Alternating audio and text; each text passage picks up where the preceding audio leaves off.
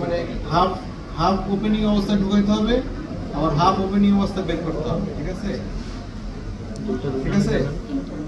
Side কিভাবে ধরবো একটু? এই যে এবার গড়াইতে থাকবো এটার মধ্যে, গড়াইতে গড়াইতে গড়াইতে যখন দেখবে বসে গেছে তখন হচ্ছে এবার হচ্ছে এটা হচ্ছে তারপরে 1 চিমটি লবণ, 1 চিমটি লবণ এইভাবে ধরে তারপরে এটাকে ব্যালেন্সে নিতে হবে। হ্যাঁ, এবার ধরলে কিন্তু পরে আবার আঙুল ঢুকাতে পারবে, এটাকে আরেকটু মানে এই জায়গায় হ্যাঁ, তারপরে ভেরি টাফ, শুধু টাফ না, এটা ভেরি টাফ। দিয়ে হচ্ছে এটা দেখবা তোমার ধরলে তো ভাই এরকম হয়ে আছে, এরকম হলে নাকে ঢুকে এদিকে চলে যাবে। হ্যাঁ, তোমাকে এমন ভাবে নিতে হবে যাতে হচ্ছে এই বরাবর যায়। ঠিক আছে, এই বরাবর স্ট্রেট যায়।